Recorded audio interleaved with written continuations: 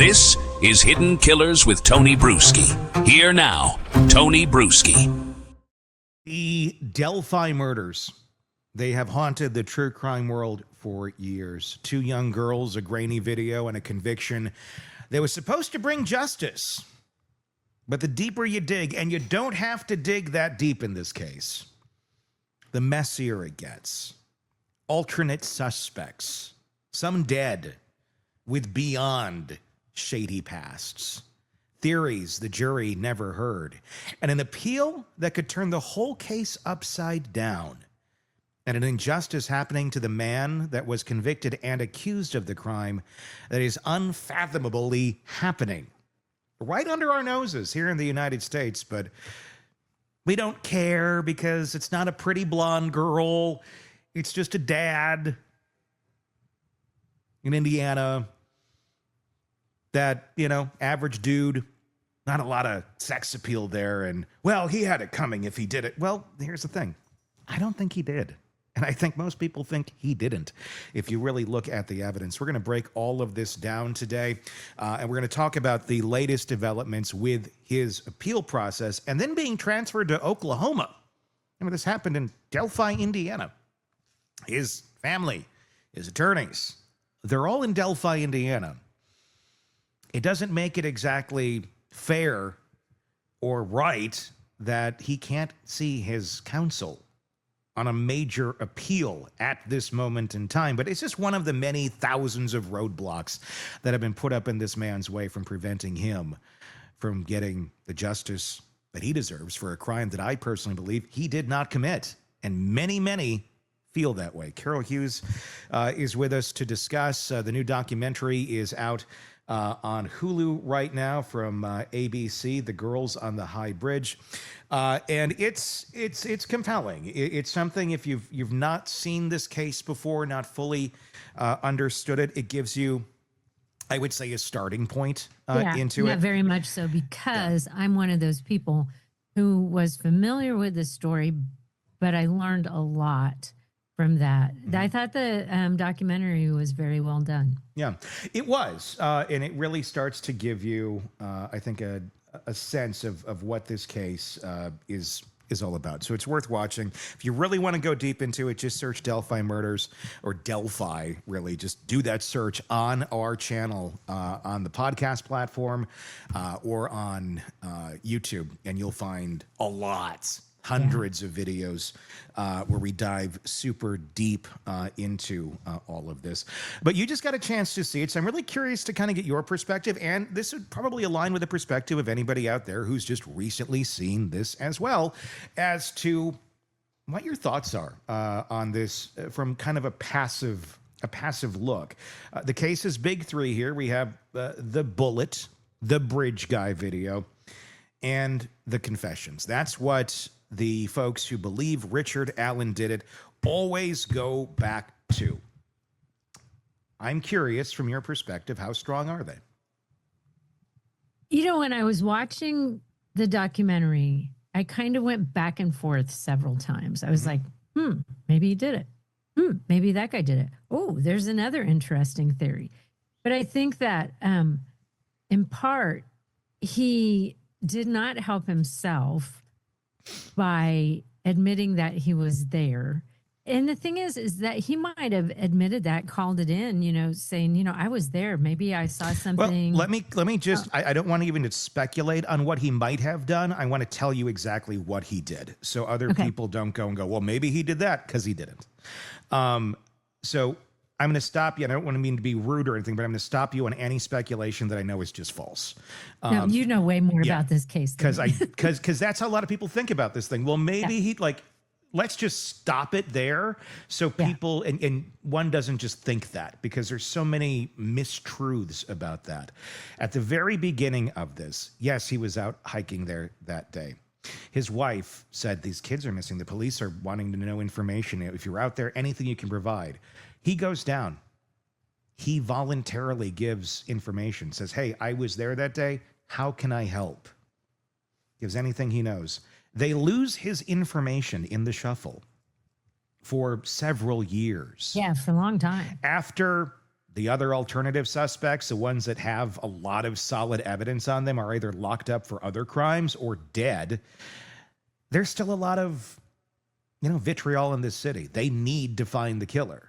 At least the villagers with pitchforks want that to be done. And I understand. The family would want that to be done too. I think your killer's dead, but okay.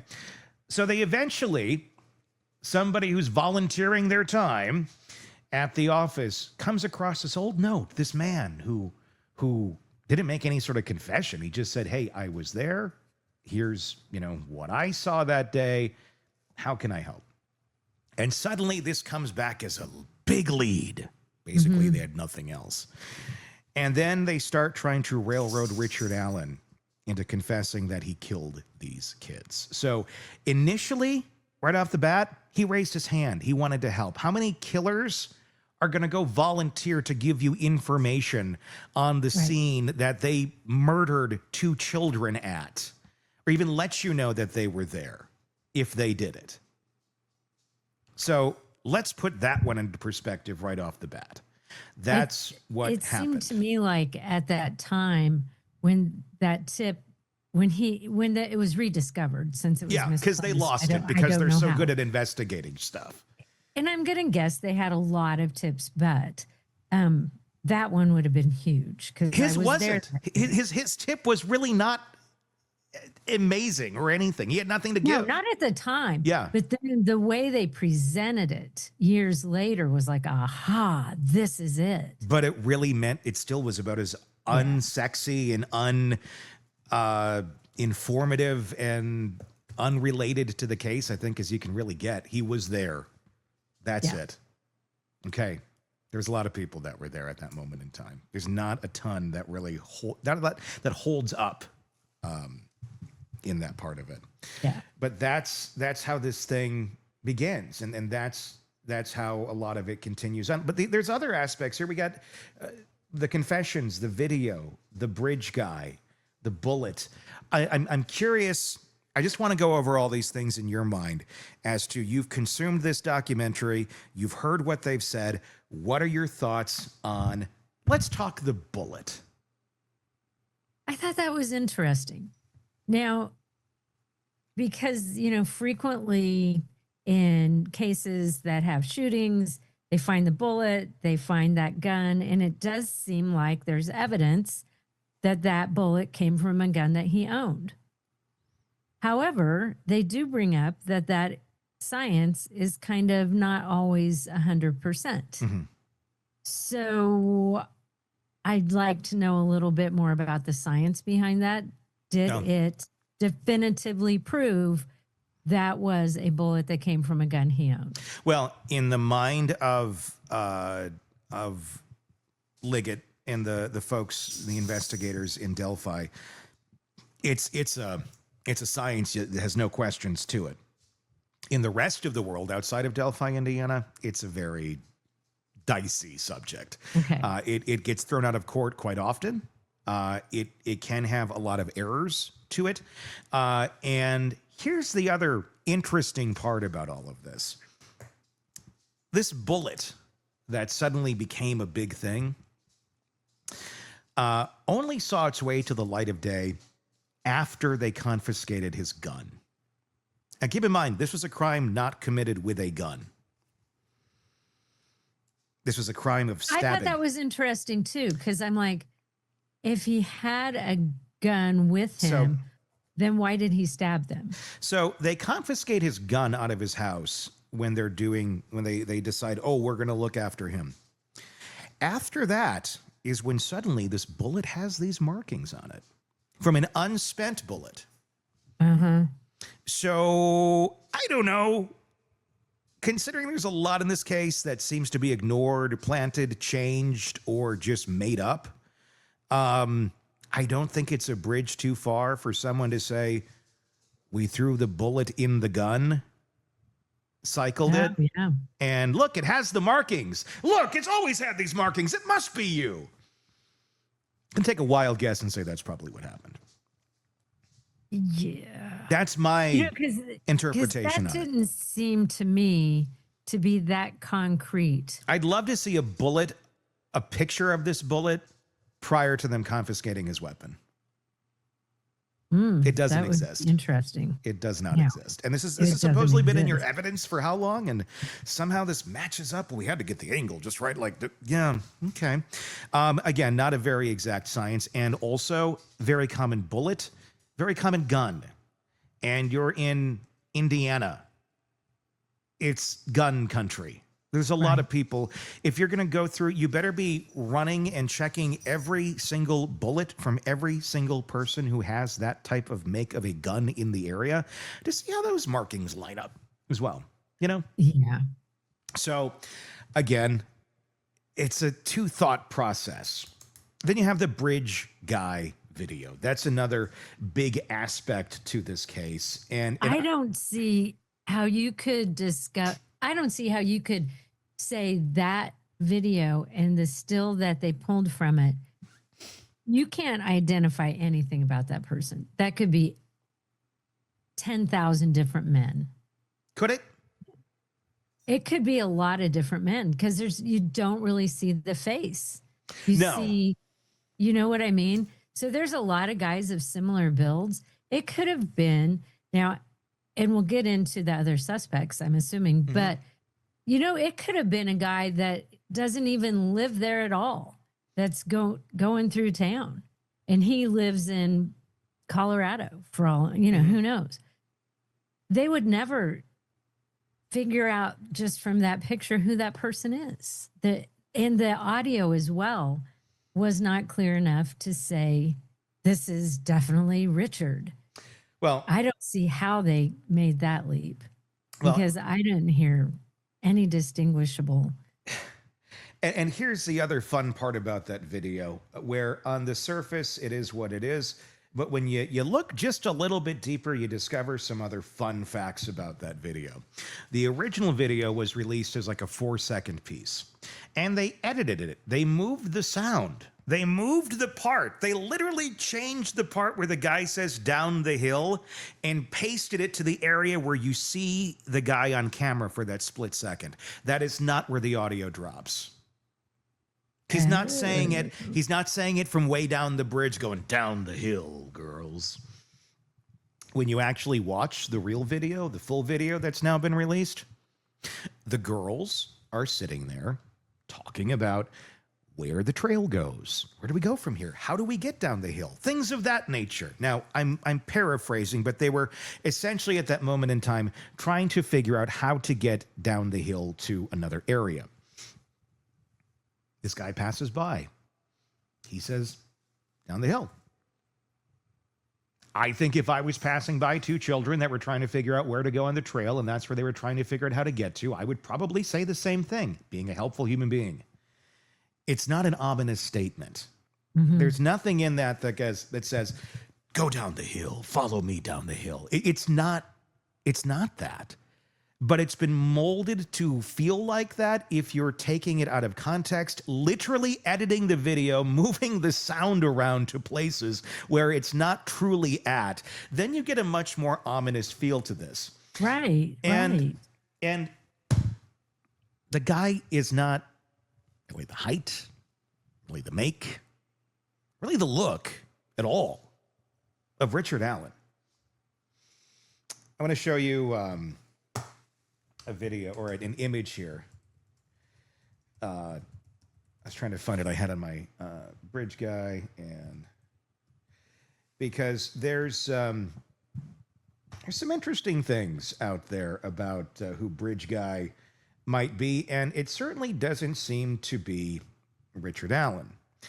It seems to be much more looking like Ron Logan, who was one of the alternate suspects. That guy seems extremely suspicious. Yeah, and we'll get to that in just a moment. I want to find, I have a comparison shot here that I want to bring up so you can see it on the screen if you're watching us. I'll continue to look for it here, but I will find it. But if you just do a Google of Ron Logan and Bridge Guy, you'll find it. It's shockingly, it's like when he went to do a television interview, he basically put on the same outfit. as Bridge Guy. And then you compare the two, it's like, oh, well, that's Bridge Guy. But at the end of the day here, too, there's nothing that really ties Bridge Guy to the murders other than he happens to be the last person that was caught on video on the phone of one of the victims.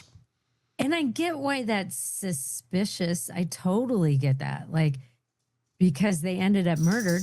And look, there is a man by himself, very in close proximity to these girls. But why does that automatically mean that that guy killed those kids? Right, exactly. He might not that's have had anything at all to do with it. Those are the dots that do not make any sense to me. Now, here's a graphic. I'm showing it on screen right now. If you're watching us on YouTube, if you're not and you want to watch us on YouTube, just search Hidden Killers with Tony Bruschi. What we're seeing here, this is Ron Logan. He's dead, by the way. This is Bridge Guy over here in that shot. That's Bridge Guy in that shot. This is Ron Logan. Let me move the mic out of the way. That's Ron Logan right there. Yeah, definitely looks a very similar build. And it's hard to tell height, but it is same gait, same walk. A woman who dated Ron Logan for several years, or several, not know for years, but for a time being, watched that video and said, "That's Ron. It's the guy I dated. It's the guy I broke up with because there was a little girl down the road that wanted to buy a horse from him, and he got a little too handsy, and she felt that to be a bit uncomfortable. And oh yeah, Ron Logan smashed her over the head with a wrench." Oh my God. So a little history of violence there. Little history there. Little tight thing. I've also heard from many others in Delphi, Indiana. Trying to think of how to phrase this. Ron was connected. Ron was kind of a party guy, allegedly. There's allegations out there that Ron was the one who was buying liquor for a lot of the kids back in the day. I'm not saying these little kids. I'm saying years ago. He's been known to have done Folks that might have a reason to think fondly of old Ron Logan, the guy who kind of did stuff for, kind of off the record. Yeah, we'll do this. Do it my way. Ron Logan also, by the way. So there could be an affinity, I would say, for folks, I don't know, of a certain age, 30s, 40s, I don't know, might be trying the case, that there might be a bit of a relation or a connection there to not maybe put all effort towards looking into Ron Logan, because how could it be that guy? Mm-hmm. It couldn't be. He's the guy who did this for us. He's the guy he was party guy. He was a friendly dude. He's older now. There's no way. No way. In a small town, no way. This can't happen. I think there might have been some of that at play with Ron Logan as well. Could have been. Another big key part of Ron Logan's story in all of this is Ron Logan made up a fake alibi. Made up a fake alibi of where he was at the times of the murders. Now, it was trying to be pawned off in the video or in the documentary by slick back, I put too much LA gear in my hair prosecutor. Yeah, that hair. McClelland. It's like, how much product do you put in your hair? I mean, what is that look? Why is it that attorneys, and I don't get that. I do not understand, and I'm friends with a lot of attorneys, but I do not get where it's like, let's put shitloads of product in our hair and slick it back. I think that's going to invoke trust.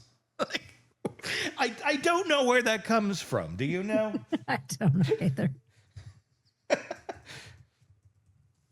But, yeah, Nicholas McClelland, slicked back hair, what's left of it. He was trying to explain it. Well, he lied to us because he went to the dump and he didn't have a license. Okay, he went to the dump. Number one, he's dropping off bags in the dump that we don't know what are in them. Exactly, what was in the bags? Like, number one, that's questionable.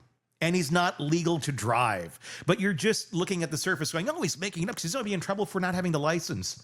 Is that it? Is that all there is? Is that why he told his friend to lie and say that they went to another town to buy fish at the pet store? I thought that was interesting because I'm like, he blatantly lied, but it's just because he didn't have a valid driver's license. It has nothing to do with the fact that 2 girls are dead on your property at that moment in time, and no one knows about it yet. There's no reason you need to make up an alibi or tell anyone you have an alibi at that moment in time, because nobody's looking into you, because nobody knows those girls are dead on your property. He didn't make it up when they started looking. He made it up before anybody found the damn bodies. Yeah, true. So there's that. And then wasn't there his phone pinged? Oh, yeah. And there's that too. Right. And they dismissed that. There's a lot of things. Like, okay, he lied and he was in the area. Yeah. He lied about being in the area at the time. Yeah. So that's highly suspicious. But instead, they brush him off and they say, oh, well, he doesn't have a driver's license. I mean, that's what it was. Would you want to get caught? History of violence, accusations from people who know him well of being having a bit too much of an affinity for young children, girls. And he makes up a fake alibi before. And his girlfriend says that he beats her. And he goes to prison for that, for beating his girlfriend with beating his girlfriend with a wrench and for not having the license. That's eventually what he goes to for the license. This is the guy. This is a guy that there's no reputable leads over here. The FBI thinks it's him. The FBI goes in and raids his property. They do a full investigation, and then they hand it on a silver platter to the Delphi authorities. And what does Delphi do with it? They say, you know what? We're going to handle this on our own. We don't need you anymore, FBI. Bye-bye. Because you may not know this, the FBI is only there because they're requested to be there. They are there at the asking of the local jurisdiction. The local jurisdiction has the power to kick the FBI out, not the other way around. And the local jurisdiction kicked the FBI out of the investigation. And we don't know what they found. In a town that size, they don't really have the skill set. Not saying that there aren't some good investigators on their. There aren't. There were no good investigators. The guy who investigated. They are. I'm giving him the benefit of the doubt, but it was his first investigation. This is a double murder of girls. Yeah. They needed someone with experience. And, and even at the crime scene, they didn't preserve the crime scene the way they should have. Yeah. So they didn't do the whole investigation the way a more skilled force would have done. No, they screwed it up. Say the FBI. They screwed the whole thing up. And probably by their sloppy actions that are a result of inexperience, because it's a small town. It just is what it is. But because of that, they bungled the thing so bad that it was probably very, very difficult to solve this. Or there were people involved that they didn't want to expose, because those people might have other people to expose. And there seems to be some of that going on around these parts, allegedly. So there's all of that. There is no DNA on the scene of Richard Allen. There's nothing. I mean, if you and again, the timeline of Richard Allen being there too. These girls were undressed. One was naked. The other had the other's clothes on. Their bodies had been moved and cleaned. So you're assuming that all of this would have been done on the trailhead in a very short amount of time by Richard Allen, who was out for a walk, and he works at the CVS. Yeah. Meanwhile, you do have plenty of resources to clean up these kids and move them around, and bodies and all of that at the property where they were found of Ron Logan. Yeah. But we don't know what happened there, because that investigation started really late. And then the findings have never been released. So there's a lot. one thing I did think of while I was watching it, because I found the Ron Logan possibility being there was a lot of evidence, I thought. Yeah. And had they investigated that to the fullest extent, they might have or allowed someone in to help them. Yeah. But, you know, Ron Logan dies. They want someone to pay for this crime. Yeah. And so at that point, Ron Logan can't pay. So we got to find somebody else. It's the villagers with pitchforks. We got to find somebody here to blame this on. And I get it. If you are the family and these are your kids, you want someone to pay without a doubt. But at the same point, not at the expense of destroying more families. And I'm sorry, I feel horrible for these victims' families, but y'all got to wake up at some point and go, you got the wrong guy. I know it's like, we don't want to disturb them. They've already been through. You're right, they have, but just blindly putting your faith in the people at Delphi, you're putting your faith in, LA Gear Man with the slicked back hair. Do you really trust that? And when you look at all of the evidence as a whole, as much as you like to put this to bed and move on with your life, and I'm sorry, you've helped to destroy another life. And Richard don't you Allen. think that because it's such a small town, everyone's going to know who's on the jury? Yeah. Which I think is a whole nother thing. So everybody knows if you were on that jury. I don't know that they could have properly found people who and there's that had a bias. Yeah. But then do you want to be the jurist who is like, no, I'm not going with this at all? Then what happens to you in your small town? I'd also like to make note all of these things that we've talked about so far, and your mind's going to continue to be blown if you're not familiar with this case. All of those things that we've discussed, the Ron Logan, all the things on his property, all of the accusations, all the things he's been convicted on, that should be reason. It should be put into the case. If a jury's going to hear this, wouldn't you think, as like, well, this is an alternative suspect, he's dead, but it does introduce some reasonable doubt. Correct. Yes. The jury didn't hear any of it. None of it made it to trial. The jury doesn't know Ron Logan exists. Maybe now they do after watching the documentary. After watching it, they do. But when it mattered, when this trial was happening, when they had to consider this, the judge, we're not talking about any alternative suspects, no matter how valid they are. And do you get much more valid than it happened on the guy's property? He looks like Bridge Guy. He made up an alibi. Can you, Carol, can you get anyone more obvious a potential suspect than that? Right. You can. You actually can. It's a fake question. You can get crazier than that, because lo and behold, there's another suspect.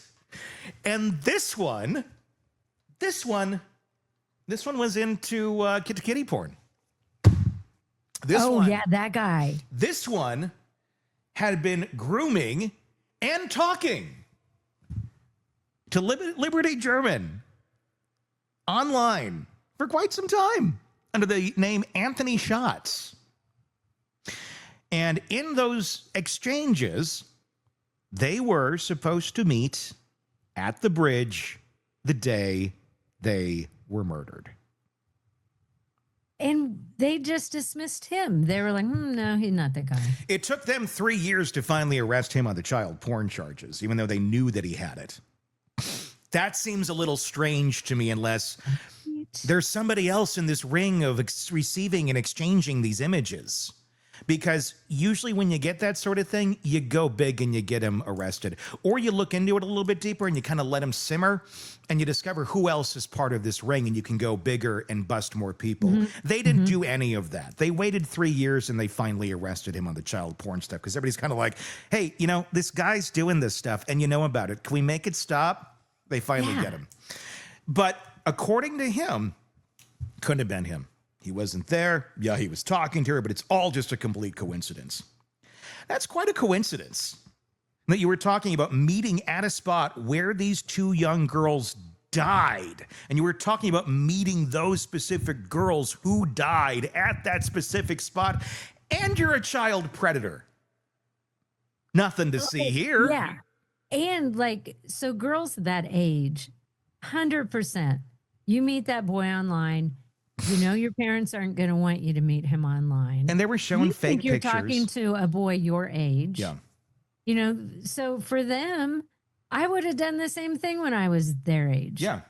You know, I would think, you know, I've been talking to this boy and we're supposed to meet and let's go meet at that bridge. That to me, that makes all the sense why they wanted to go that day, that time. Of course it is. They're meeting him at a certain location there. Keegan Kline was putting out fake images of this Anthony Schatz character, and he looked like a young boy that they would have been attracted to. And he's not obviously that guy. He's a big oaf that has no self-control and likes to diddle with kids, who's in jail now. And hopefully someone takes him out at some point. But there's that. So I don't know. I don't know if he was the one that was there at the bridge, but I certainly think you might have had something to do with the girls going there. And did you communicate that these two young girls are going to the bridge at that certain time to one of your other pedo buddies? And maybe they found this happening? Yeah. Or did you communicate to Ron or something? I know the story is it couldn't have been any of that. He didn't know Ron. They didn't communicate. It was all just a big coincidence. Believe this story. Then we got some more LA gear I can put in my hair. Need it. As the hairline's getting receding, I'm clogging the pores with the LA gear. Shit. Let's just go back more. More LA gear, please. It's kind of funny with you putting it on your head with no hair. It's insane. Yeah, that one really bothered me because they totally dismissed the possibility, despite the fact that okay, so you have Richard Allen who calls in a timely manner. Maybe he saw something that day. No history of anything. Yeah. No history of anything. He seems to be a good dad, a good husband. You know, he was a member of the community. No red flags. He's a CVS pharmacy worker who is literally at the place everyone in this town goes through and everybody sees every single day for years after this crime. No one in their right mind. There's even pictures of him where you can see in the background, like the wanted photo with the sketch that looked nothing like Richard Allen in it. Well, and the sketches look nothing like the sketches they picked out. No, that was weird. And the sketches are completely different. They look like two totally different people. So that's how crappy this investigation is. And and I might have missed this part. Maybe I got distracted with a cat or something. But why were the sketches so different? And what were the sketches based off of? They were the picture of this guy, the bridge guy that you can't even see his face. Exactly. They were based on eyewitness accounts, quote unquote. But neither were clearly of. No, and or were they, or are they of the killer? Because they're clearly not of Richard Allen, which is really interesting. One of the sketches, and I do not think, and I do not believe this to be true. One of the sketches looks a lot like Andrew McGann, the guy who just stabbed the people here in my town at Devil's Den. But that would have put him in high school or college at the time. Yeah. He wasn't living there. It would have been quite a trek. Is it possible? Yeah. Is it probable? Not at all. No. Same with the Virginia one that they're looking at. Same with the Wisconsin one they're looking at. Possible? Probable? Yeah. Yeah. I don't feel it. But anyway, so the sketches look nothing like the guy. Nothing. And this is the guy they go after. Yeah. So could there possibly be, Carol, anything else? Could there be anybody else more obvious there was that as a suspect in this case? that you should be looking at, that at the very least likely have some sort of involvement in some way, shape, or form, because the odds of all of this lining up and you now have two people that just have really, really dark, bizarre coincidence happening simultaneously that point to them being involved in a double homicide at a very specific point in time. I don't know what kind of kismet that is or the odds of that happening, but we're probably in the quadrillions of those two lining up. But wait, there's more. Odinism. Now, I don't know that this was truly an Odinistic ritual or somebody who just, watches too much YouTube and likes Marvel and likes to think of themselves as Thor and get tattoos and say, I'm an Odinist, when really all you did in life and the highest achievement you achieved was being a prison guard. But I guess if that's kind of where life is at some point and you think a lot of yourself in grandiose terms, you may think of yourself as an Odinist. Mm-hmm. To each their own. Whatever. So there's this. There's stick arrangements. There's ruins is what one would call it, that were placed on the bodies of these girls in very strategic ways. Now, to the average observer, you go, why? It wasn't like, let's put a bunch of brush over the bodies so nobody finds them. This wasn't that. Yeah, it was not that. It was just sticks in a very specific way. Deliberate. Mm-hmm. Yeah, deliberately placed. Deliberate way. I think that's a good way of saying it. And it looks like it's ritualistic in some way, shape, or form. The states even initially, the FBI is looking at this going, there might be something to this. There's experts that look at it and go, without a doubt, this was some sort of a ritualistic killing. There's no reason for sticks to be placed or branches to be placed on these bodies in this sort of way. And the shapes that they form Nordic type symbols of Odinism. So there's that. And then, it turns out there's a guy in town named Brad Holder. And Holder has an affinity for taking pictures like this of young women on the ground with ruins, with the sticks on them, living children, mind you, but taking pictures of this and posting them on the internet. Yeah, that was strange. And the fact that they didn't even keep the sticks as evidence. Mm-hmm. Like, I guess they just were like, this is nothing. But to me, there's a reason that they put the sticks were deliberately placed there. And this investigation just totally didn't care about that. No, it was There's a reason why the sticks were placed there. There could be DNA on these sticks. They didn't test it for that. Was. Yeah. But I'm going to guess, just threw them to the side. And who knows what ended up happening to them. But they did not collect them as evidence. Yeah. Let me... I want to walk you through just kind of everything here with Holder, because obviously he's innocent. He's never been charged with a crime, so that's a fact. But here's some facts. Here's some other facts that look a little bit bizarre. In a 136-page court filing, Ellen's defense points that the Delphi murders may have been a ritualistic sacrifice with connections to the Norse pagan beliefs of Odinism. Brad Holder, he was named among several Odinists allegedly linked to the crime scene. Among others, Elvis Fields and several others, Johnny Messer and Patrick Westphal and Ron Abrams. I believe one of them spoke in the documentary and talked about this. And I'm in no way saying that all these people had anything to do with these killings, okay? I'm just pointing out what we know as facts. They could be potential suspects. Of the involvement here, mainly pointing at the accusations that have been fielded against Brad Holder. They allege these links were recklessly ignored by prosecutors. So what are we talking about? We got the ruins made of sticks. Defense claims that the crime scene featured runic patterns made from sticks placed on the victim, citing them as ritual markings. And if you look it up, it's there. Brad Holder's son, by the way, dated one of the victims, Abby. Oh. And Holder's social media mirrored these elements, featuring ruins, images echoing body positioning, and symbols that were not public at the time. Why are you taking pictures of children laid out in the position of the victims with the sticks, the ruins on them, and posting them on your Facebook page? And then making comments. On February 17th, 2017, just days after the murder,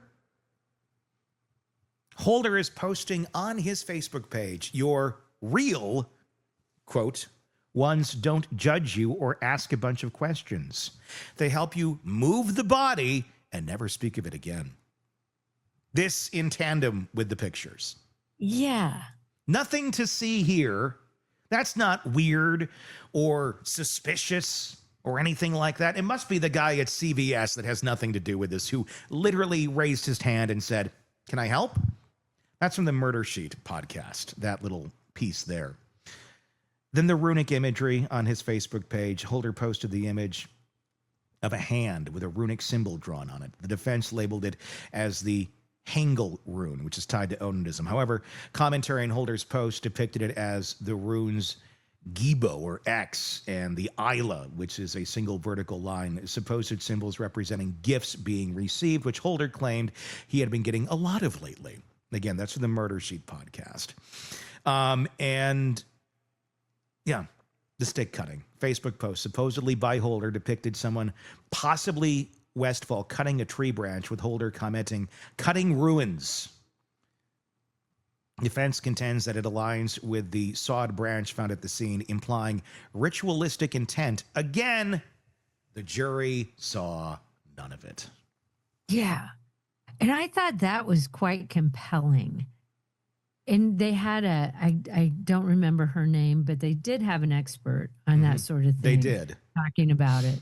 Because there was a reason they were placed where they were. They knew that they had been moved and put into position, in a certain position, with these sticks placed on them. They know that.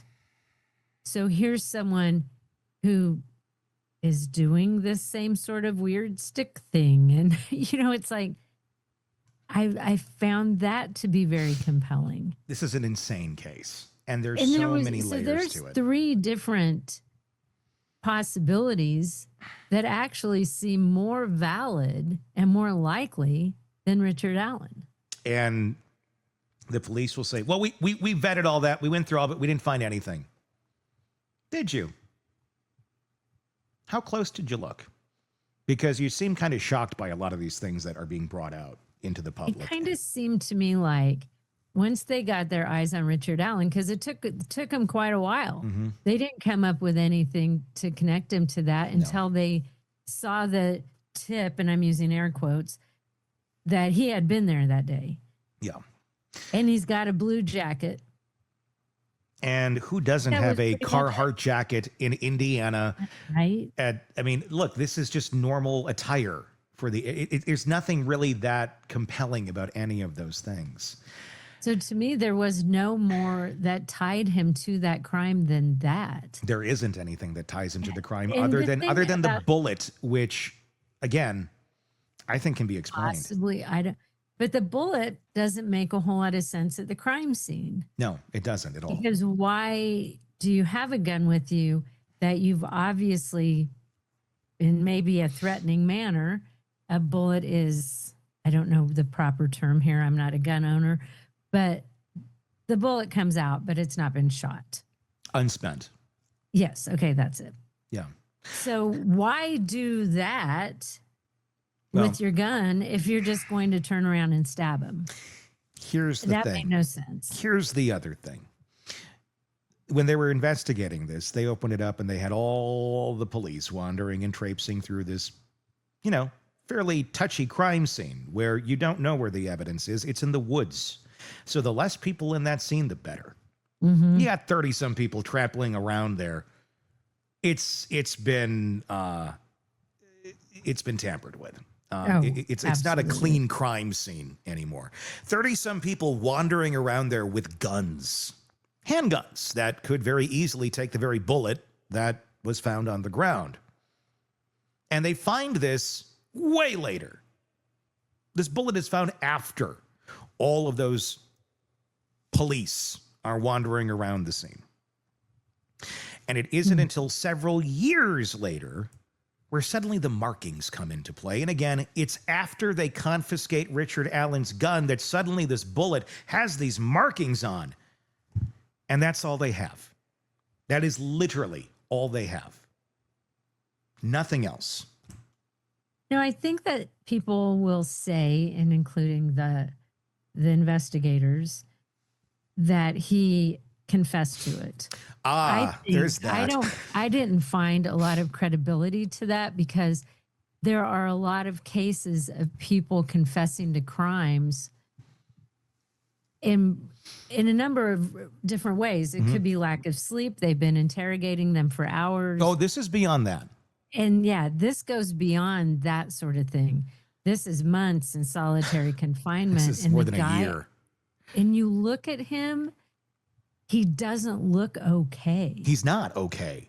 You know, he's not. Even the psychologist is like, well. he's suffering from psychosis. Well, let's And take in it. his mind, Yeah. I think anything he confesses to or admits to, I don't find credible because No. I think he's been held in such extreme conditions. Now, imagine if he had nothing to do with this crime and he is all of a sudden arrested and put in solitary confinement. How would you end up after a year? Which is what happened. And you know what? That's not how this typically works. When you're arrested, you don't go to solitary confinement.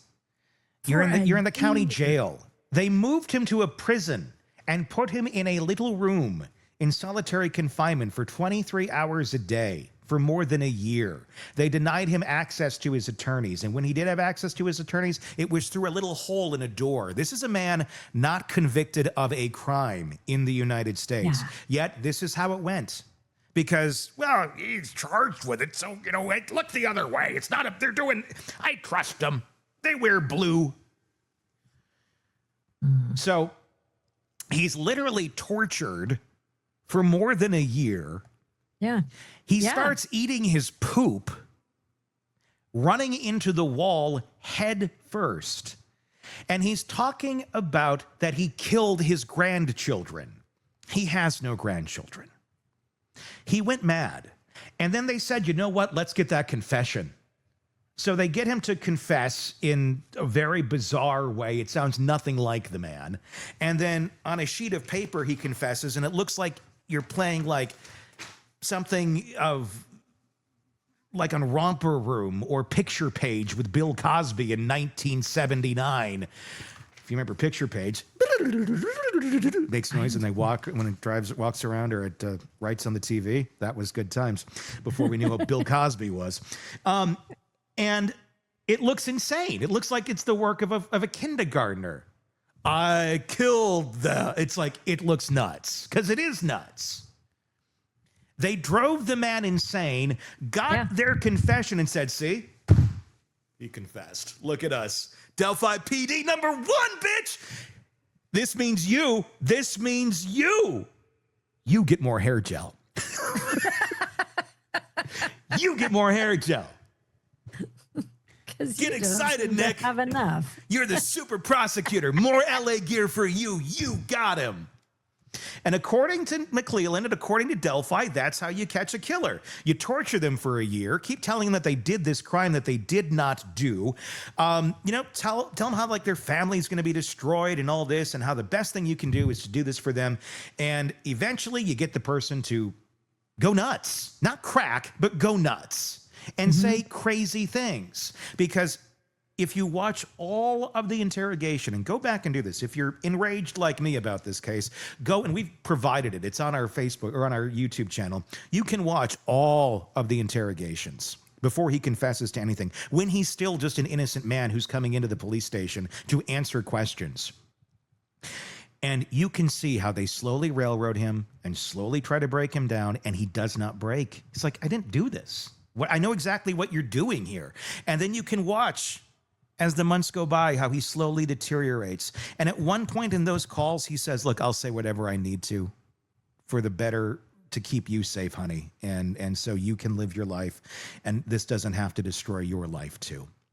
He says, I'll say whatever I need to. He's willing to sacrifice himself for the betterment of his wife. And his wife speaks out in that new documentary, Kathy, on Hulu. And I think this is the first time she's spoken out. And really watching her and seeing the hell that she's gone through and been dragged through as well. My heart. Because of these monsters in Delphi. Because of you, Nick McClelland. Because, yes, it goes back onto your ass. I just feel like having this crime, a horrific crime, to young innocent girls brutally murdered, they needed to find and arrest and convict somebody. Yes. And at the end of the day, that's what happened. They found this guy there. And so you take this to the jury without all of the other things that we just talked about. And I'd be interested to know if any of the people in the jury watch this documentary, and if now they're like, wait a minute, we didn't know all this shit. I'd be very curious. But to me, I feel like they had to find somebody. And so what if this man has to give up his life? They didn't care. They don't care. They get to be. What they presented to the jury between this bullet, he admitted to being there. Mm-hmm. He has this exact same outfit. And he doesn't have the exact same outfit. He has a similar. Well, but I think they say because they took a picture of the blue jacket, and it looks similar to that. It's. I'd say Ron Logan has a closer costume. Mm-hmm. But they didn't hear it. But the jury doesn't know about Ron Logan. Yep. So they're just showing them that, look, Richard has this outfit. So he's got the blue jacket. We found it. There's video of this car leaving. That looks like his car. I don't know that it does, but at a distance, it could be a few different cars, but his car was similar to that. So I think when you don't show them anything else, this is what they have to go on. And then it ends with he admitted to being there and he confessed. There you go. That's your guy. I agree. And, they have to go back. And I'm assuming, I don't remember now, they did seat the jury from people in Delphi or locally, right? They didn't move the trial. No. So to me, they have to go back into the community. Mm-hmm. How do you go back into the community and go, it wasn't him? And you had then a closed. Is everybody going to railroad you and run you out of town? You had a closed door trial, no audio, no video, no public anything. There was little to no accountability. You had every motion that should have been allowed into this, all these different pieces of evidence that should have been allowed into this, all denied by the judge at every turn. The judge, for her part, early on. Sorry, my dog was eating cords, so I had to tell her to stop for a moment. Unmute my mic. She's already destroyed a few HDMI cables here. Not at this moment, but how this happened, how you have it all go down. Yeah, you present it to a jury this way, they're going to see it that way. I don't blame the jury. The jury did what they were presented with, but what was held back and why it was held back and what onus the judge had, what Gull had, I don't know. I don't know what her predisposition was for taking away Richard Allen's rights to a fair trial were. I don't get it. I do not. I don't and think she'll say I wasn't. Cared about Richard Allen's rights. No. I just don't know why she. I don't know. It points to there's some web here going on where a lot of these folks are interconnected in this area, and I don't know that Gull is. I think Gull's just bullheaded, in my opinion, and just was like, we're just gonna push this thing through and be done. Mm-hmm. That's kind of my thoughts. I don't know. I don't know her, so that's just my conjecture. And I think she was relying on the investigators to be honest, to be bringing actual information and real evidence and not ignoring key pieces of evidence or lying by omission to the courts and to the jury and to the public. But they did. Yeah. They lied by omission so many ways and then said, here's what it is. That's the Delphi case. It's a big deal. If you want to get enraged about anything, get enraged about this. A bitch who gets super drunk and runs over her boyfriend, come on, let's move on from that. We know what happened there, or we think we do, or whatever the jury thought, but let's move on. Let's move on to this because this is insane. And there's so much evidence here pointing to an innocent man being put away for the rest of his life. And they do have an appeal. They're going to try to get an right appeal now, correct? Well, it's the defense has issued their statement to the court, to the Supreme Court. The prosecution has now issued their rebuttal, saying it's whatever they say is not accurate. And then we get a chance then for the defense to give their rebut, and then it goes to oral arguments in 2026. And we'll see where it goes from there. This is a crazy, crazy story. And at the end of the day, the scary and the really sad part about this is, I don't know that even if this is all successful at some point in time, Richard Allen gets acquitted. Richard Allen gets a new trial. They find him not guilty or whatever, and he's out. This is such a damaged man.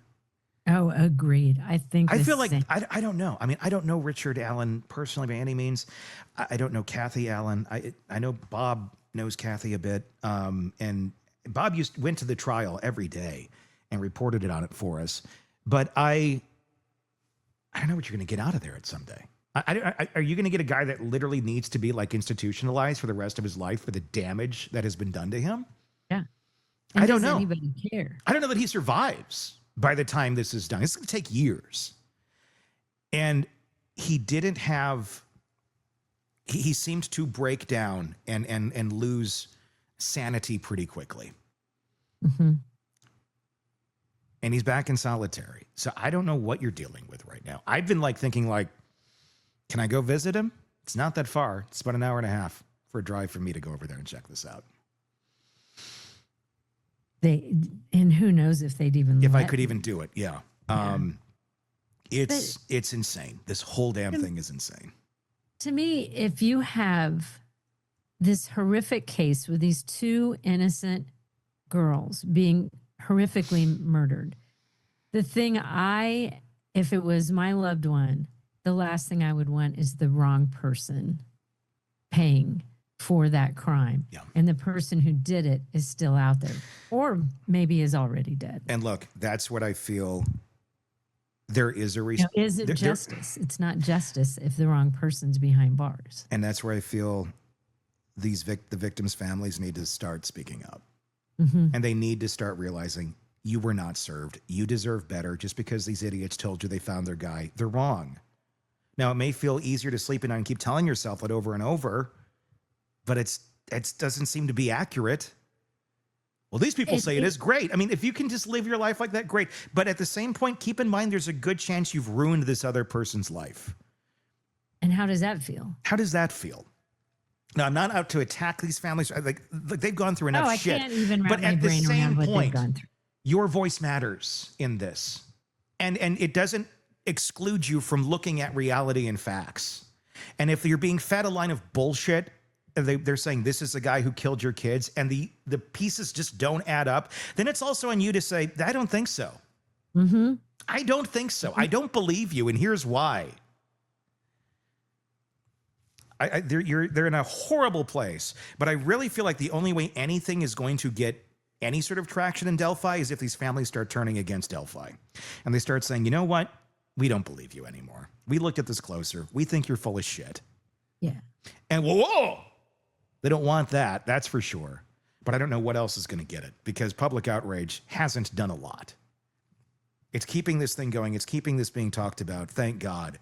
But I really think you need some people close to this who even early on in those docs had said, I considered this for a moment. Go back and consider it more. Mm-hmm.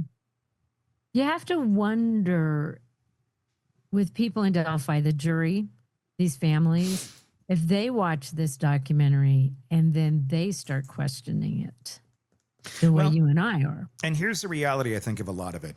This is all very close to home.